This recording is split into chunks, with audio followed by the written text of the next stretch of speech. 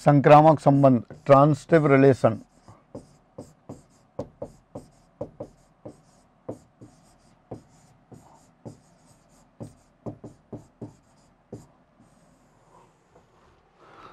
संक्रामक संबंध क्या है?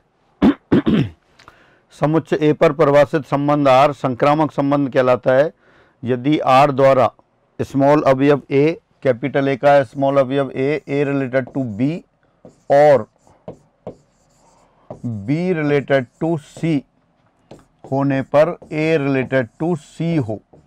For all A B C belongs to A. क्या लिखा?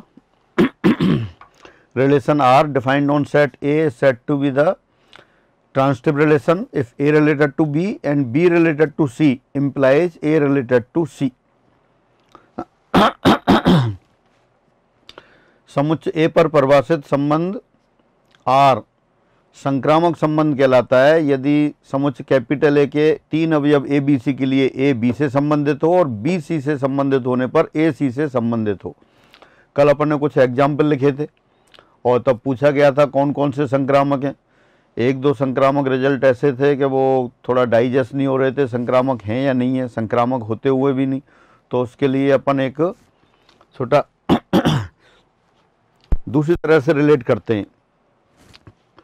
क्वेश्चन ये क्या, परिभाषा ये कहती है कि A B belongs to R और B C belongs to R implies A C belongs to R. यानी ए बी से संबंधित हो और बी सी से संबंधित हो तब ए सी से संबंधित होना चाहिए। अगर ऐसा है तब ये संक्रामक संबंध होता है। तो इसको आप ऐसा करते हैं, कहानी से रिलेट करते हैं। छोटी सी कहानी, जैसे आप विजयी भव इंस्टीट्यूट में आप पढ़ने आ रहे हैं, अगर विद्यार्थी पढ़ रहे हैं, कभी असंतोष होता है तो विद्रोह हो जाता है, हड़ताल हो जाती है, और हड़ताल नहीं होती है तो शांति रहती है। हड़ताल कब होगी? जब उनकी कोई डिमांड होगी, और डिमांड होगी तब हड़ताल होगी, और डिमांड होगी और अगर डिमांड पूरी हो जाए तो शांति हो जाएगी, पढ़ाई सुचारू रूप से चलेगी। और अगर कोई डिमांड ही नहीं हो, सब अच्छी तरह से चल रहा है, तब भी हड़ताल नहीं होगी, यानी कि शांति होगी, सुचारू रूप से चलेगी।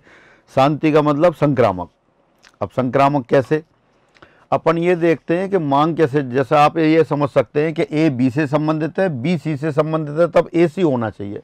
यानी कि इन दोनों ऑर्डर पेयर के लिए अपन ये कह देते हैं कि ये डिमांड है, ए बी से संबंधित है, बी सी से संबंधित है। अब अगर ए सी है, यानी ए बी और बी सी होने पर इनकी डिमांड क्या है? ए सी है, ए सी की डिमांड है। अगर ए सी है तो वो संक्रामक हो जाएगा, यानी कि ए सी है तो शांति होगी, और ए सी नहीं है तो शांति नहीं होगी।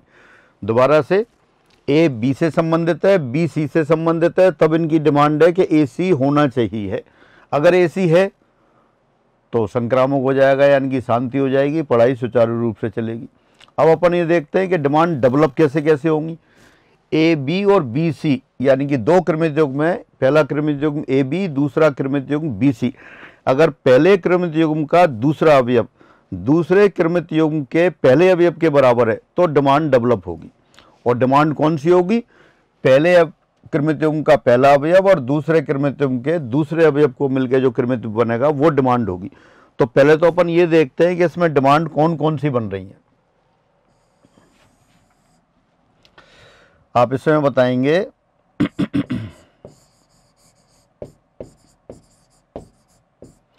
समुच्चय, समुच्चय या आप कह सकते हैं संबंध।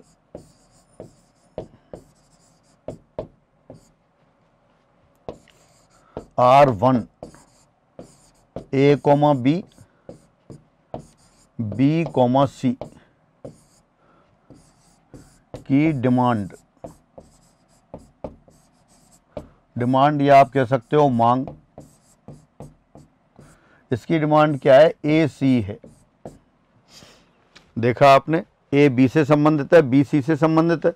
अपन क्या बात कर रहे हैं? दो कृमित युग्म में जिसमें पहले कृमित युग्म का दूसरा अवयव और दूसरे कृमित युग्म का पहला अवयव समान हो तो उनसे पहले कृमित युग्म का पहला और दूसरे के दूसरा मिलकर एक नया कृमित युग्म बनाएंगे, वो डिमांड कहलाती है। तो A B comma B C, इसकी डिमांड क्या है? ए सी है। इसी तरह से R2 लेते हैं अपन। ए बी, बी सी, ए सी। अब इसमें देखें ए बी और बी सी। अब अगर पहले की बात करें, R1 संबंध की बात करें, तो R1 संबंध क्या है? संक्रामक नहीं है। क्यों संक्रामक नहीं है? क्योंकि यहाँ ए बी बी सी है और ए बी बी सी से नई डिमांड जनरेट हो रही है ए सी डिमांड जनरेट हो रही है और ए सी इसमें है नहीं, तो ये आपका संक्रामक नहीं है, ये संक्रामक है। अब आगे बढ़ते हैं, नया एक समुच्चय बनाते हैं अपन। R3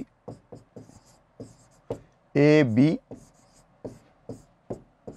B C, B D, ये लिख देते हैं समुच्चय ए बी सी डी।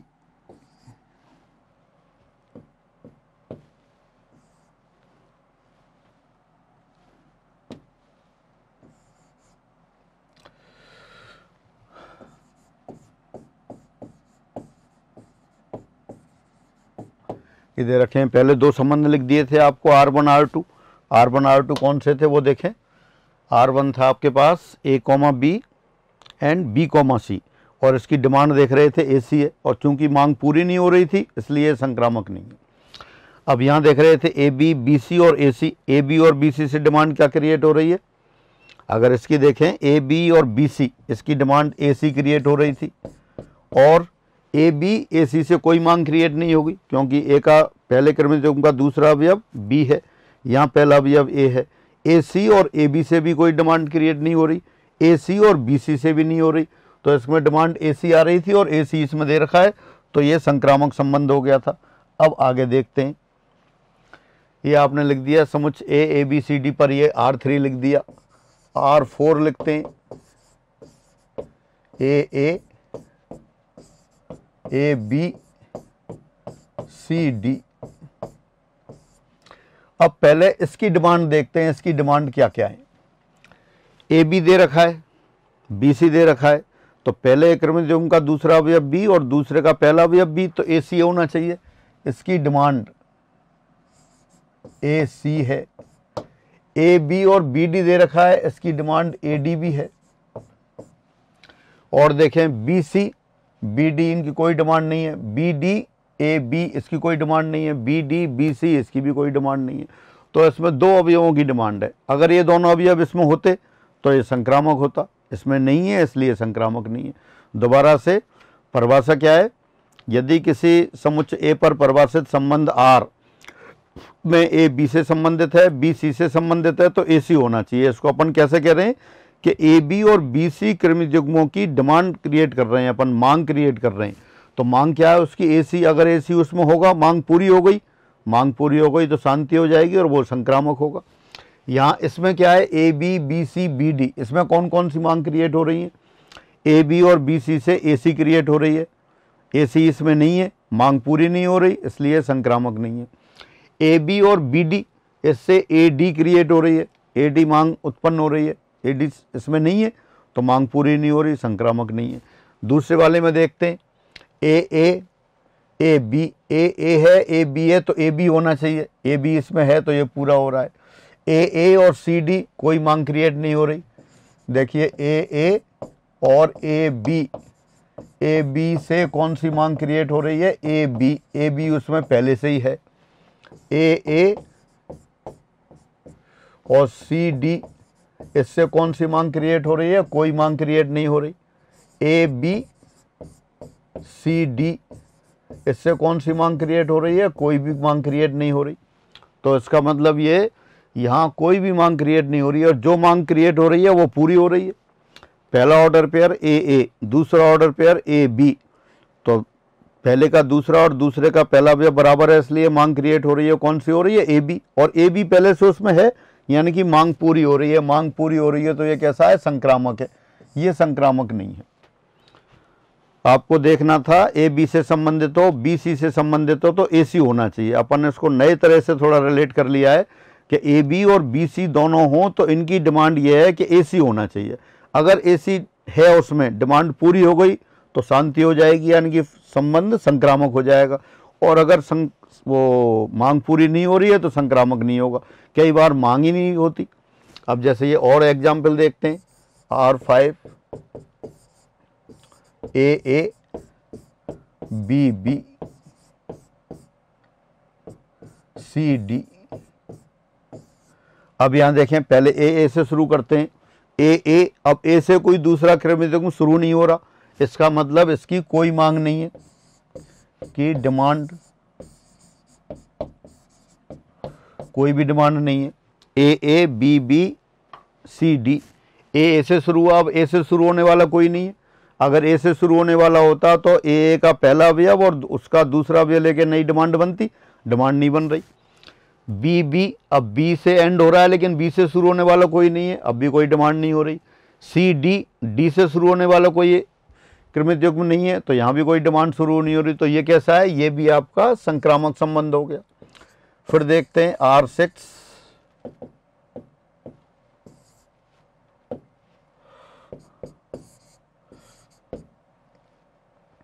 AB।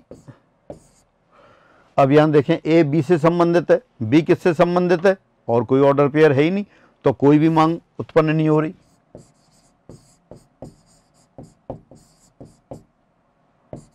कोई नहीं। अभी आप बात कर रहे थे इंस्टीट्यूट में छात्रों में असंतोष है, तो किसके कारण होता है असंतोष? मांग के कारण। अगर मांग पूरी हो जाती है तो असंतोष नहीं होगा, और मांग ही नहीं होती है तब भी असंतोष नहीं होगा, शांति बनी रहेगी, पढ़ाई सुचारू रूप से चलेगी। और यहाँ बात करें तो संक्रामक होगा। अब एक ऑर्डर पेयर दे रखा है AB, A B से संबंधित है, B किससे संबंधित है? किसी से नहीं है। किसी से नहीं है तो पहले और तीसरे की आवश्यकता नहीं है, यानी कि कोई भी डिमांड डेवलप नहीं हो रही। तो यानी कि ये एक क्रमिक युग्म वाला जो संबंध है ये भी कैसा है, संक्रामक संबंध है। एक और देखते हैं आगे,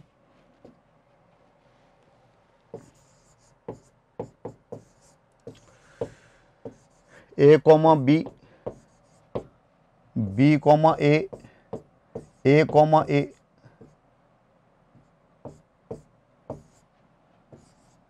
इसकी डिमांड देखते हैं।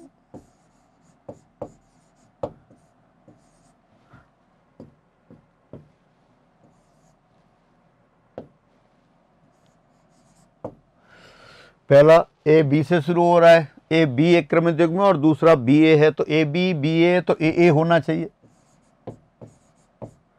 इसकी डिमांड क्या है? A A।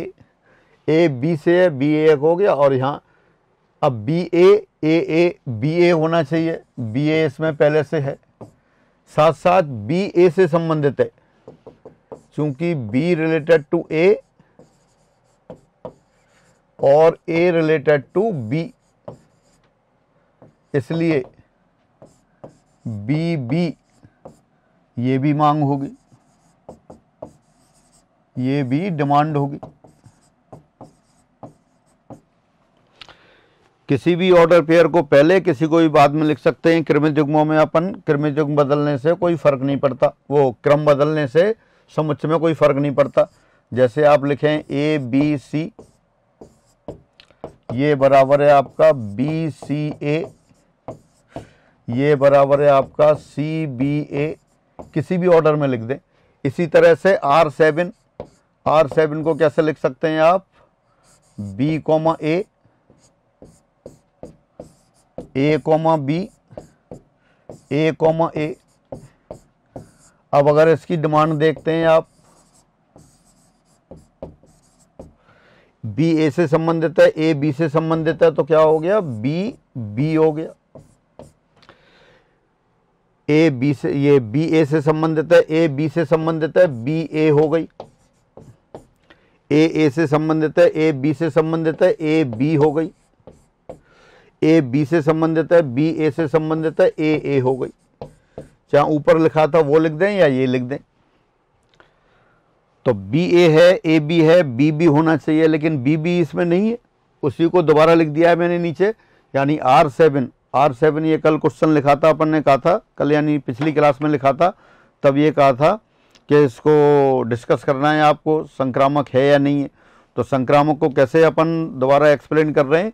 A B से संबंधित है, B A से संबंधित, C से संबंधित है, तो A C होना चाहिए। यानी ए बी और बी सी से मिलकर एक डिमांड क्रिएट हो रही है, एक मांग उत्पन्न हो रही है कि ए सी होना चाहिए।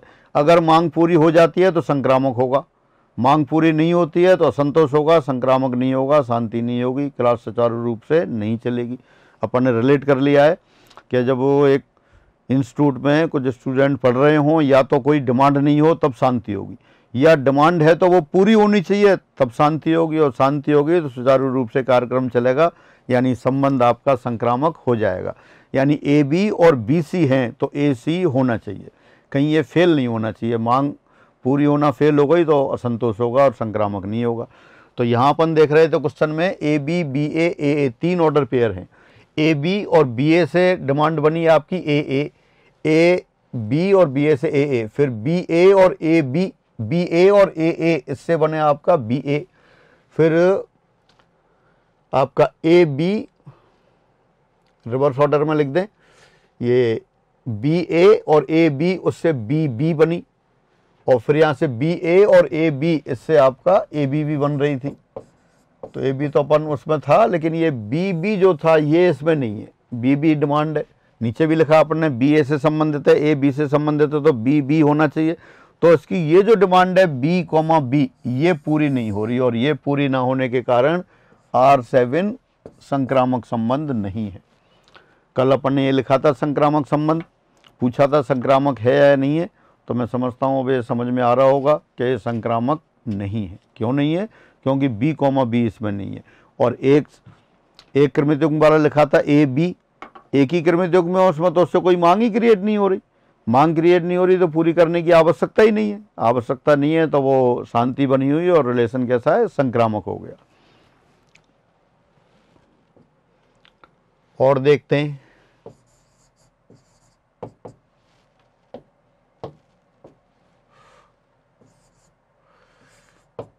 ए कॉमा बी,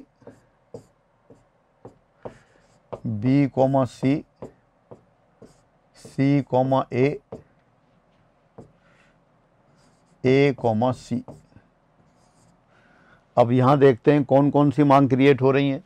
ए बी है, बी सी है, इसकी डिमांड मांगे। ए बी है, बी सी है, तो ए सी होना चाहिए। ए बी और कोई डिमांड क्रिएट नहीं होगी। फिर बी सी लिया, बी सी है, सी ए है, तो बी ए होना चाहिए। बी सी ए बी ए होना चाहिए।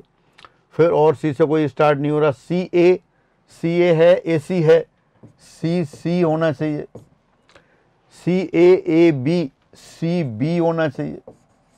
तो ये उसकी डिमांड हो गई। अब ये डिमांड सारी पूरी हो रही है क्या? इसमें ए सी पूरी हो रही है, बी ए पूरी नहीं हो रही, सी पूरी नहीं हो रही, सी बी ये भी पूरी नहीं हो रही। इसका मतलब ये जो फंक्शन रिलेशन दे रखा है ये संक्रामक नहीं है। और अगर ये लिख दें अपन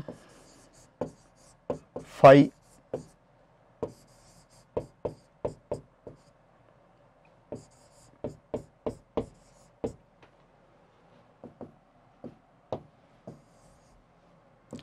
फाई लिख दिया, फाई में कोई भी अवयव ही नहीं है। परिभाषा ये कहती है ए बी से संबंधित हो, बी सी से संबंधित हो, तब जो डिमांड क्रिएट होगी वो ए सी वाली होगी। अब इसमें कोई मांग उत्पन्न नहीं हो रही, कोई असंतोष ही नहीं है, मांग क्रिएट नहीं हो रही तो उसको पूरी करने की आवश्यकता नहीं है। इसका मतलब फाई कैसा है आपका? ये भी संक्रामक संबंध हो गया।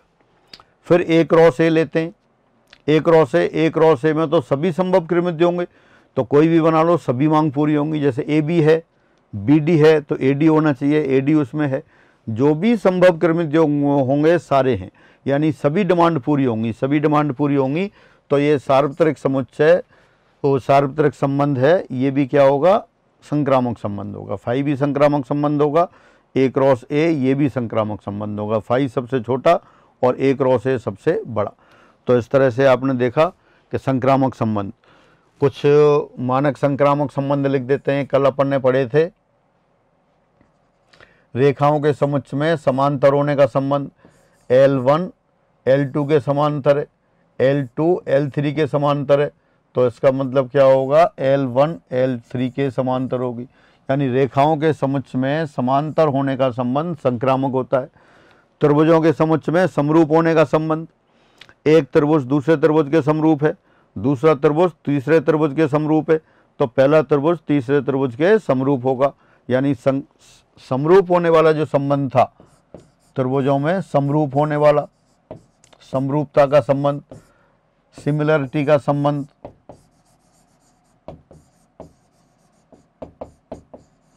ये कैसा होगा, संक्रामक होगा। सर्वांग सम, कॉन्ग्रुएंसी का रिलेशन, एक त्रिभुज दूसरे के सर्वांग सम है, दूसरा तीसरे के सर्वांग सम है, तो पहला तीसरे के सर्वांग सम होगा। तो सर्वांग सम होने वाला संबंध भी कैसा है, संक्रामक संबंध है। फिर आपने लिया बराबर होने का संबंध, वास्तविक संख्याओं के समुच्चय में बराबर होने का संबंध, x y के बराबर है, y z के बराबर है, तो x z के बराबर होगा, इसलिए बराबर होने वाला संबंध कैसा हो गया, ये भी संक्रामक हो गया। बड़े होने वाला संबंध, वास्तविक संख्याओं के समुच्चय में संबंध बड़े होने वाला संबंध, यानी कि संख्या x y से संबंधित होगी, x related to y if and only if x greater than y। तो मान लेते हैं x y से संबंधित है, y z से संबंधित है, x y से संबंधित है यानी कि x y से बड़ा है, y z से संबंधित है यानी कि y z से बड़ा है, x y से बड़ा है, y z से बड़ा है, तो x z से बड़ा होगा। इसका मतलब x z से संबंधित होगा। तो बड़े होने वाला संबंध है वो भी कैसा है, बड़े होने वाला संबंध भी संक्रामक संबंध है। छोटे होने वाला संबंध इसी आर्गूमेंट से, ग्रेटर देन और इक्वल, लेस देन और इक्वल, मतलब बड़ा या बराबर, छोटा या बराबर, ये भी संबंध कैसे है, संक्रामक संबंध है। ए बी से बड़ा या बराबर है, बी सी से बड़ा या बराबर है, तो ए सी से बड़ा या बराबर होगा। तो बड़ा या बराबर होने का संबंध भी कैसा है, वो भी आपका संक्रामक संबंध हो गया। धनात्मक संख्याओं में भाजक होने का संबंध, फाई n से n में, किस तरह से, x रिलेटेड टू y यदि और केवल यदि x y का भाजक है, x y का भाजक है, x y से संबंधित है, y z से संबंधित है, यानी कि x y का भाजक है और y z का भाजक है, x y का भाजक है, y z का भाजक है, इसका मतलब x z का भाजक होगा।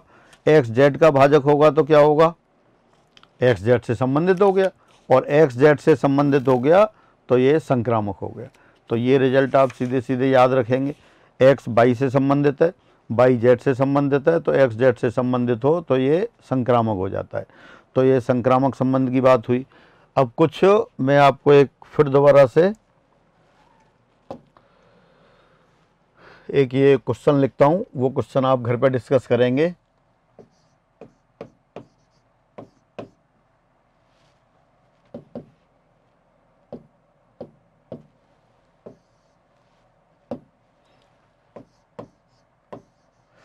एग्जाम्पल आपको लिखने,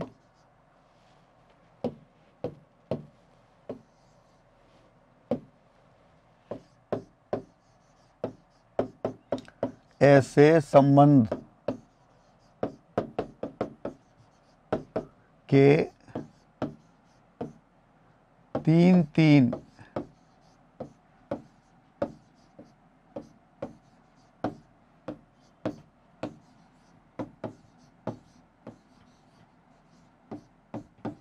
उदाहरण दीजिए जो, यहां लिख देता हूं मैं सुतुल्य,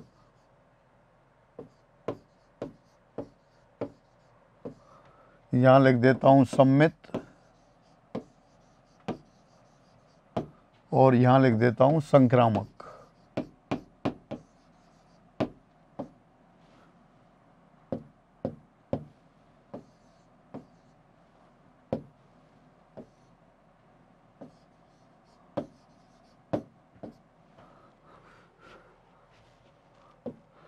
नंबर 1 लिखते हैं, जो सुतुल्य हो, सममित और संक्रामक ना हो। सुतुल्य नहीं हो, सममित हो, संक्रामक ना हो। सुतुल्य नहीं हो, सममित नहीं हो, संक्रामक हो। चौथा, सुतुल्य हो, सममित हो, संक्रामक ना हो। पांचवा, सुतुल्य हो, सममित ना हो, संक्रामक हो। छठा, सुतुल्य ना हो, सममित हो, संक्रामक हो। सातवां, सुतुल्य हो, सममित हो, संक्रामक हो।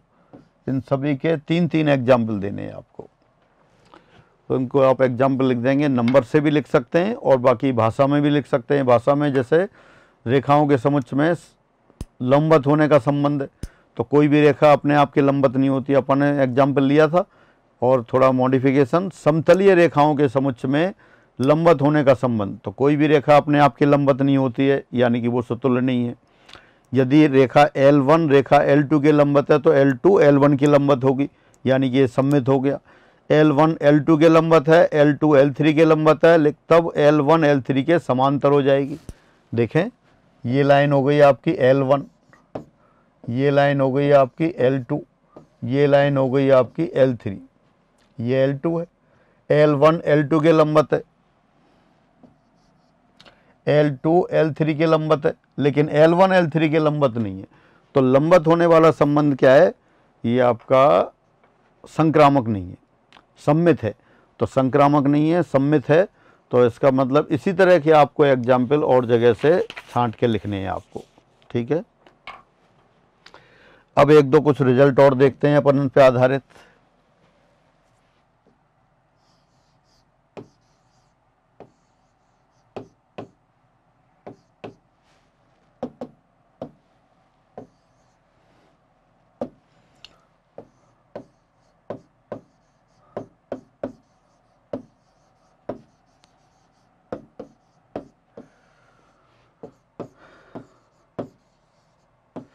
यदि समुच्चय ए पर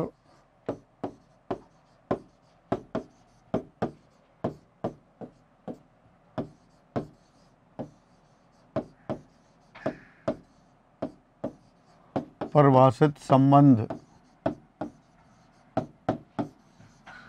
R1 और R2 सुतुल्य हों,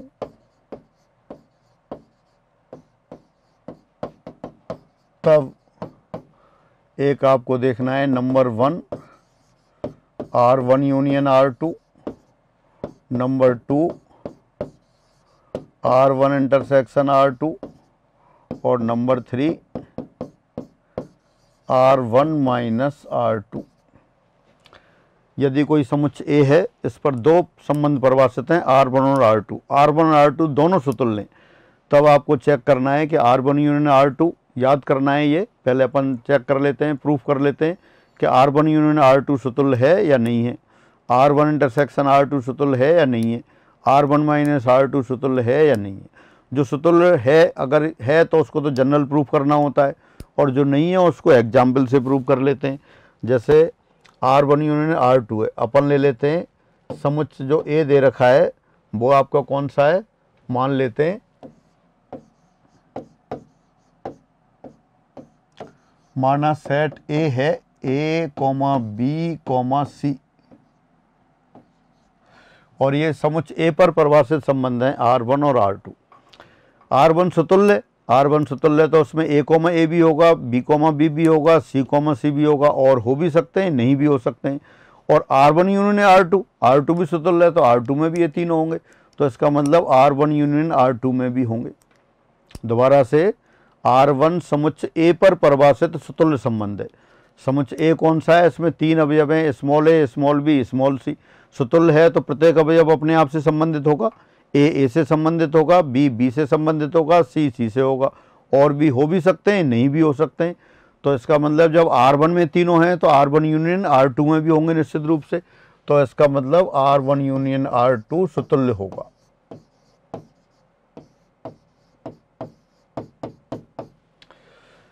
इसी तरह से आप इसके एग्जाम्पल लिख सकते हैं। मैं यहाँ एग्जाम्पल लिख दूँ एक बार, कोई भी एग्जाम्पल, जरूरी नहीं है ये वाले लें अपन, लेकिन R1 आपने लिख दिया, A,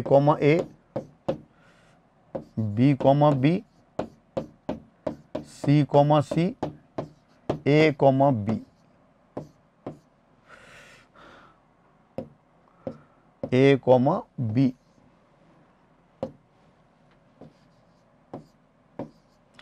और R2 लिख देते हैं, R2 भी सुतुल्य है, तो A, B, B, C, C, D, ये तो होंगे ही होंगे। अब R1 यूनियन R2, R1 के सारे क्रमिक युग्म प्लस R2 के वो जो R1 में नहीं है, तो A, B, B, C, ये तो निश्चित रूप से आएंगे ही आएंगे, तो इसलिए R1 यूनियन R2 कैसा हो गया, सुतुल्य हो गया। अब इंटरसेक्शन देखें, तो इंटरसेक्शन कौन से, कॉमन एलिमेंट, तो कॉमन एलिमेंट कौन कौन से हो गए, A, B, B, C। इसका मतलब तीनों अवयवों के क्रमिक युग्म अपने साथ हैं, यानी कि हर अवयव अपने आप से संबंधित है। इसका मतलब ये भी कैसा होगा, सुतुल्य होगा। R1 intersection R2, R1 minus R2 ये लिख लेते हैं आप, R1 माइनस R2, R1 में से R2 की अवयव हटा दो तो सिर्फ एक ही ऑर्डर पेयर बचेगा, A, B। अब ये तो सुतुल्य नहीं है, ये आपका कैसा है, सुतुल्य नहीं है।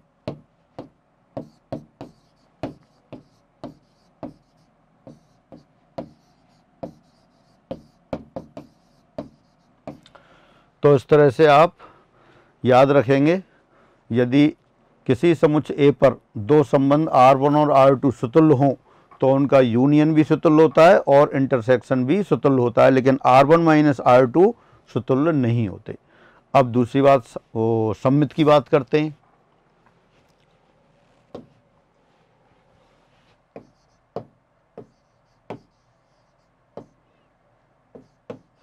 यदि समुच्चय A पर परिभाषित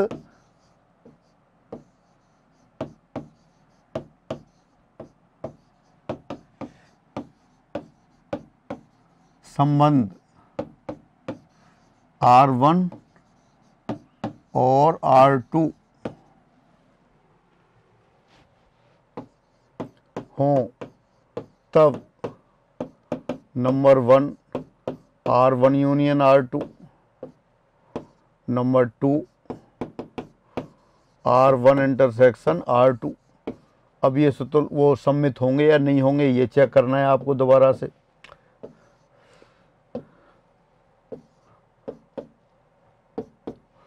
R1 यूनियन R2, R1 में कोई अवयव है A, B, या R1 सम्मित कैसे प्रूफ होता है, अगर A, B संबंध में है तो B, A, B होना चाहिए, या कह दो कि उस प्रतिलोम, अब जो इन्वर्स है वो प्रतिलोम संबंध है वो, और संबंध दोनों बराबर होना चाहिए। तो अगर अपन ये एज्यूम कर लें, माना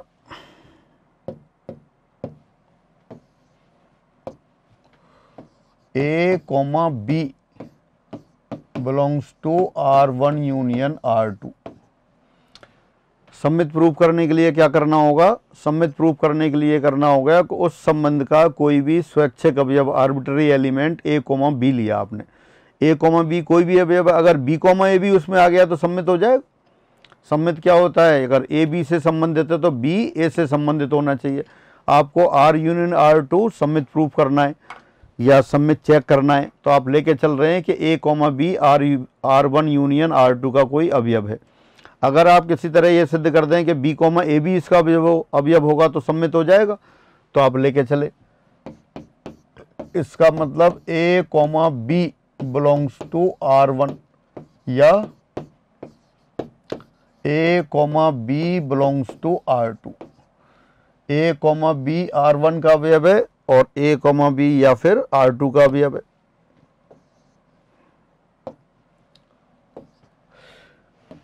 A, B R1 का अवयव है, लेकिन R1 तो सम्मित है पहले से ही, तो इसका मतलब B, A R1 में होगा या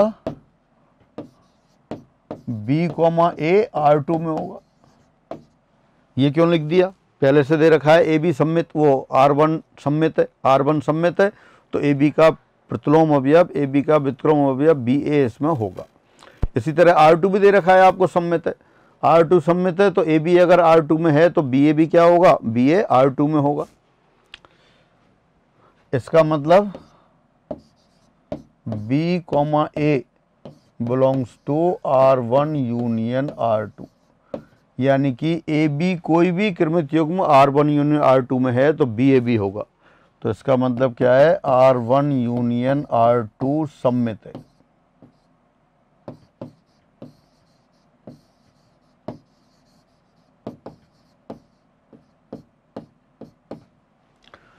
R1 यूनियन R2 सममित हो गया, तो ये सममित होगा। तो ये आप याद करके रखेंगे, किसी समुच्चय A पर परिभाषित संबंध R1 और R2 सममित हैं तो उनका यूनियन भी सममित होगा। अब इंटरसेक्शन की बात आती है, R1 इंटरसेक्शन R2, फिर वही सममित चेक करना है आपको। दोबारा से अपन AB लेके चलते हैं। क्या मान लिया AB R1 यूनियन R2 का अवयव है, AB R1 यूनियन R2 का अवयव है, तो इसका मतलब क्या होगा, AB R1 का भी अवयव होगा और AB R2 का भी अवयव होगा। AB R1 का अवयव है तो BA R1 का अवयव होगा, और AB R2 का अवयव है तो BA R2 का भी अवयव होगा। यानी कि BA R1 में भी है, R2 में भी है, तो इसका मतलब क्या हो गया यहाँ पर, ये फिर ये R1 इंटरसेक्शन R2 का एलिमेंट हो गया। इसका मतलब क्या हुआ, इसका मतलब ये हुआ देयरफॉर R1 इंटरसेक्शन R2 सममित है।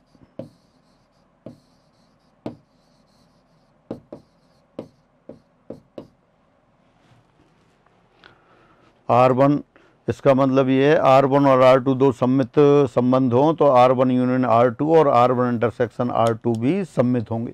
अब संक्रामक की बात आती है, अगला लेते हैं।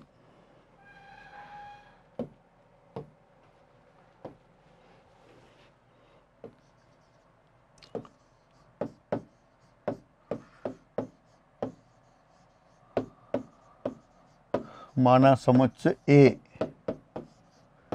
B, C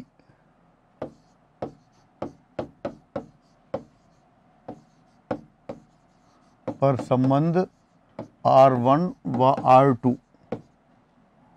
संक्रामक संबंध है।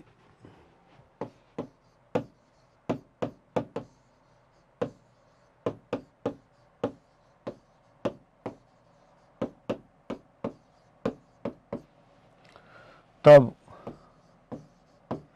Number 1 R1 union R2, number 2 R1 intersection R2।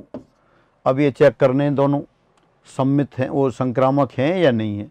तो संक्रामक के लिए अपन एक एग्जाम्पल ले लेते हैं, यहाँ लिख देते हैं आप। माना R1 आपने लिखा AA, BB, CC, AB, BA। या पहले देख चुके हैं, संक्रामक संबंध है। इसमें कौन कौन सी डिमांड आ रही है, AB है, BA है तो AA होना चाहिए, BA और AB है तो AA होना चाहिए, और बाकी AA, BB, CC सब इसमें है। तो ये कैसा है, संक्रामक संबंध है। और इसी तरह से R2 भी ले लेते हैं आप। R2, तो R2 क्या लिया आपने, AA, BB, CC, BC, CB। उसी आर्गुमेंट से R2 भी संक्रामक है। अब R1 यूनियन R2 चेक करते हैं आप।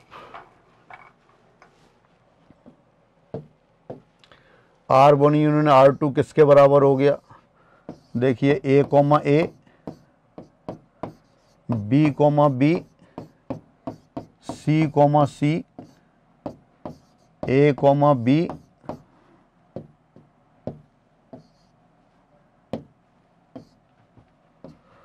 B, A, B, C, C, B। अब यहां देखें कौन कौन सी डिमांड क्रिएट होती है।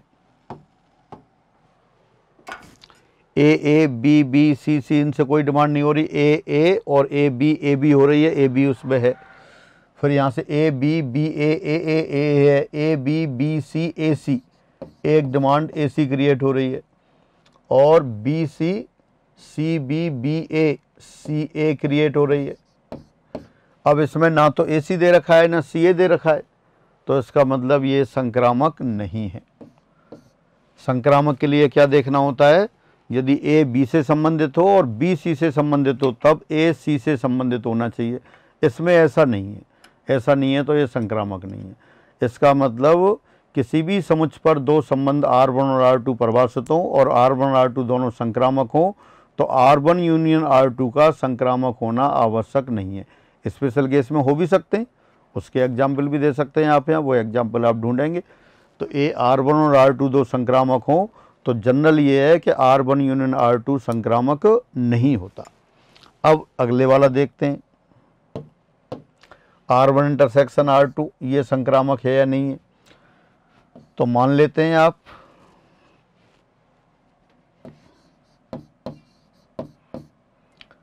माना A, B belongs to R1 intersection R2 और B, C belongs to R1 intersection R2। AB R1 intersection R2 में है, इसका मतलब AB R1 में भी है R2 में भी है। BC R1 इंटरसेक्शन R2 में है, इसका मतलब BC R1 में भी है और R2 में है। तो देयरफॉर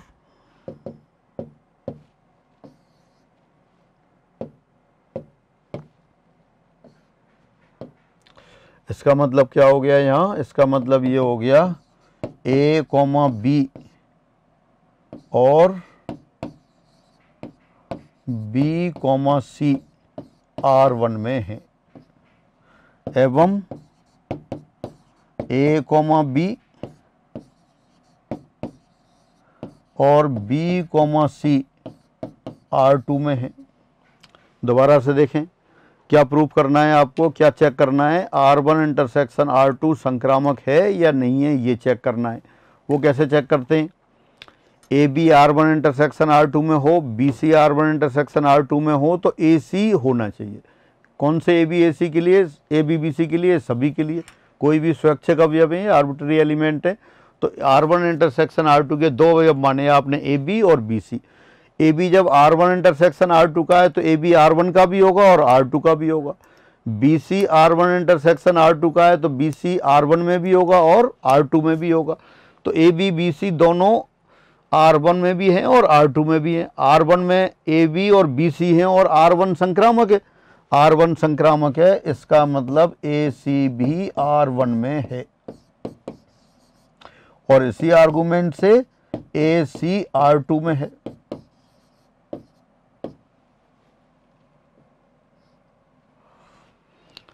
AB और BC R1 में है, R1 संक्रामक है, पहले से दिया है तो AC भी R1 में होगा। इसी तरह AB और BC R2 में है तो AC R1 R2 में भी होगा। तो therefore AC belongs to R1 intersection R2। इसका मतलब R1 intersection R2 is transitive, संक्रामक है।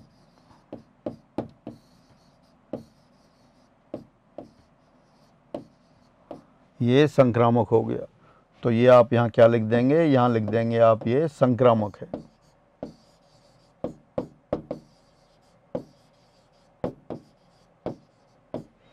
R1 इंटरसेक्शन R2 संक्रामक है। तो अब ये रिजल्ट भी आप याद कर लेंगे कि R1 और R2 किसी समुच्चय A पर परिभाषित दो संक्रामक संबंध हों तो R1 यूनियन R2 का संक्रामक होना आवश्यक नहीं है, लेकिन R1 इंटरसेक्शन R2 संक्रामक है। R1 माइनस R2 भी चेक कर सकते हैं आप यहाँ। R1 माइनस R2, यहाँ देखें ये R1 दे रखा है, R2 लिख दें तो वो क्या आ जाएगा, AB और BA आ जाएगा। A, B, B, A। अब इसमें कौन कौन सी डिमांड क्रिएट हो रही है, AB है, BA है तो AA होना चाहिए, BA है और AB है तो BB होना चाहिए, वो इसमें नहीं है, तो इसका मतलब है संक्रामक नहीं है। यानी कि R1 माइनस R2 संक्रामक नहीं होता।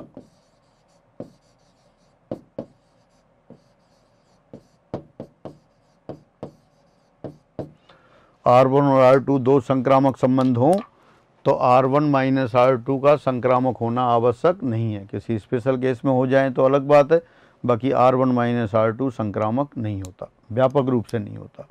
तो ये रिजल्ट आए। एक और रिजल्ट लेते हैं आगे।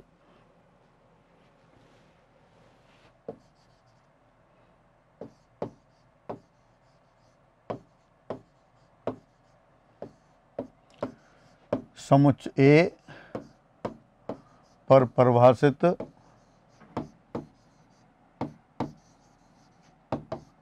संबंध R1 और R2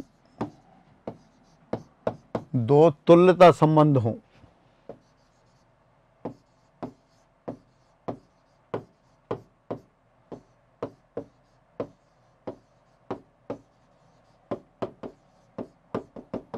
तब number 1 R1 union R2, number 2 R1 intersection R2, number 3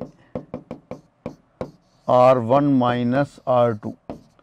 अब आपको चेक करना है कि दो अगर तुल्यता संबंध हैं तो तुल्यता संबंधों का संघ, तुल्यता संबंधों का सर्वनिष्ठ इंटरसेक्शन और उनका डिफरेंस तुल्यता संबंध होंगे या नहीं होंगे। अभी आपने देखा था यूनियन वाला संक्रामक नहीं होता, संक्रामक नहीं होता तो तुल्यता नहीं होगा। तो लिख देंगे तब ये तुल्यता संबंध होना आवश्यक नहीं है।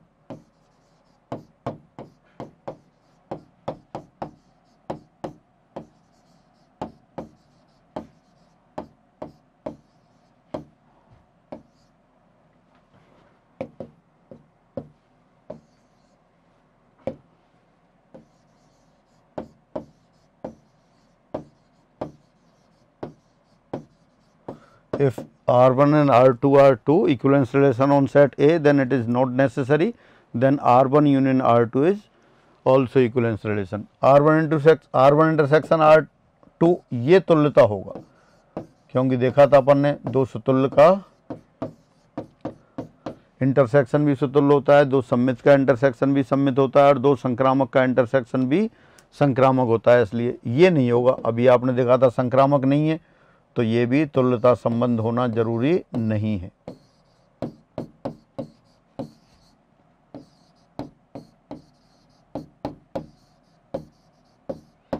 नहीं होता है यानी कि सदैव नहीं होता। तो ये हुआ। एक एग्जाम्पल और लेते हैं।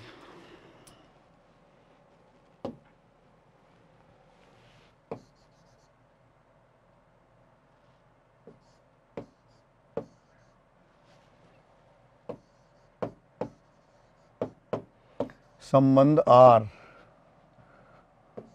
Z से Z में इस तरह से परिभाषित है कि X रिलेटेड टू Y यदि और केवल यदि X माइनस Y M से विभाज्य है।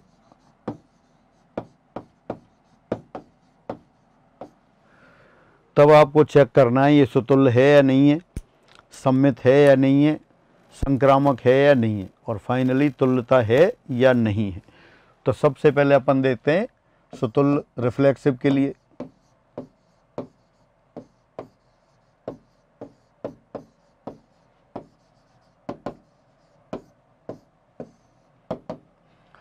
सिंस x माइनस एक्स बराबर 0 और 0 का मतलब है 0 into M for all x belongs to z, यानी कि x माइनस एक्स हमेशा 0 से वो m से विभाज्य, m से विभाज्य है। तो इसका मतलब क्या हो गया, therefore x related to x for all x belongs to z।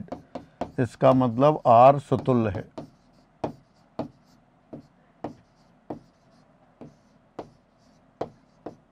r कैसा हो गया, सुतुल्य हो गया। पूर्णांकों के समुच्चय पर अपन संबंध परिभाषित कर दिया है आपने। x रिलेटेड टू y यदि और केवल यदि x माइनस y m से विभाज्य हो। m क्या है, m कोई भी पॉजिटिव इंटीजर ले सकते हैं। m belongs to z plus. तो ये सुतुल्य हो गया। अब अपन देखते हैं सममित के लिए। सममित सिमेट्रिक,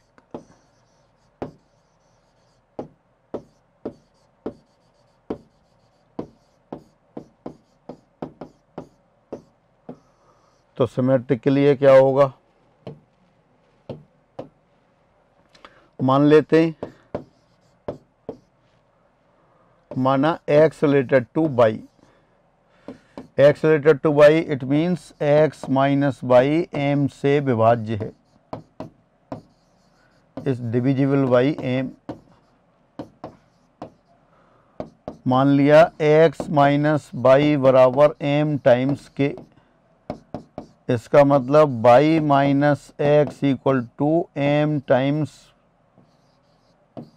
माइनस के, इसका मतलब y माइनस एक्स m से विभाज्य है।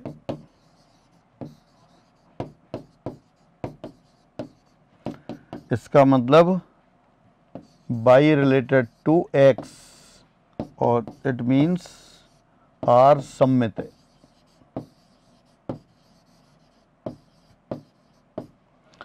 सममित के लिए क्या होता है, अगर x y से संबंधित है तो आपको प्रूव करना होता है y x से संबंधित है। यहाँ पे एज्यूम करके चले x related to y, x related to y means x minus y m से विभाज्य, x माइनस y m से विभाज्य है तो मान लिया, माना x minus y m k के बराबर है, तो y minus x m into minus k के बराबर है। यानी कि अगर x माइनस y m से विभाज्य है तो y माइनस k भी m से विभाज्य है। इसका मतलब y भी x से संबंधित है, यही आपको चेक करना था।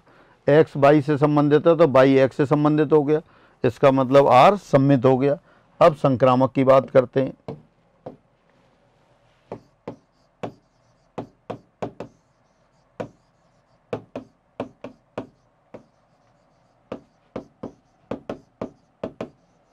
ट्रांसटिव, इसके लिए आपने मान लिया, माना x रिलेटेड टू y और y रिलेटेड टू z, और साथ साथ फिर इसके मान लिया, इसका मतलब x माइनस y m से विभाज्य,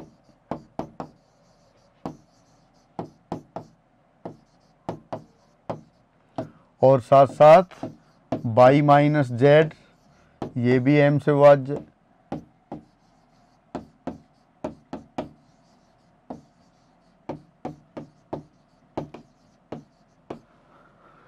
x माइनस वाई, इसलिए यहां मान लिया आपने, फिर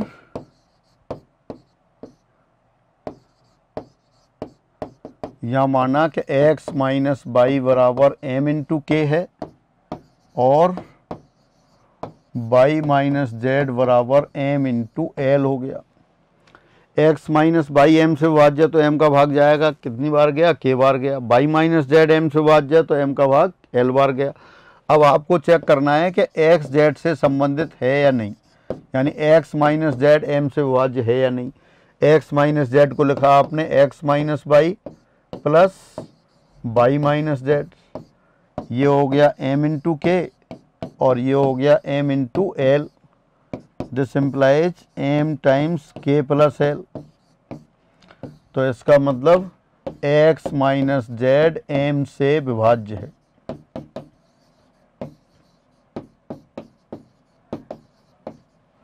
तो therefore x related to z, this implies r is transitive, r संक्रामक है। तो फाइनली ये संबंध प्राकृतिक वो पूर्णांकों के समुच्चय पर एक संबंध परिभाषित किया था आपने, x related to y if and only if x minus y is divisible by m। तो आपने प्रूफ किया ये सुतुल्य है, सम्मित है, संक्रामक है, इसका मतलब तुल्यता संबंध हो गया। ये भी एक स्टैंडर्ड रिजल्ट की तरह याद करेंगे। तो लगभग कुछ मोटे मोटे एग्जाम्पल मैंने बताए हैं, अब प्रॉब्लम के साथ लेंगे। तो आप क्या करेंगे, सारी थ्योरी रिवाइज करेंगे, क्वेश्चंस आपको दे रखें, पीडीएफ फाइल जो दे रखी है, और जिन लोगों के पास जो स्टडी मटेरियल है उसमें सारी एक्सरसाइज दे रखी है, तो अब ये सारे क्वेश्चंस आप करेंगे। फिर अगली क्लास में आप इसके एग्ज़ाम वाले क्वेश्चन हैं उनको डिस्कस करते हैं, और एग्ज़ाम वाले क्वेश्चन करने के बाद साथ साथ अभी एक दूसरा टॉपिक और शुरू करेंगे। अगर ये क्वेश्चन नहीं करते हैं अपन, जैसे जल्दी क्लास हो जाती है, आप लोग क्वेश्चन नहीं कर पाते हो तो एक दूसरा टॉपिक शुरू कर देंगे, अदरवाइज अभी इसी के क्वेश्चन करेंगे। तो आज सब लोग इसी को क्वेश्चन करें। आज की क्लास इतनी ही।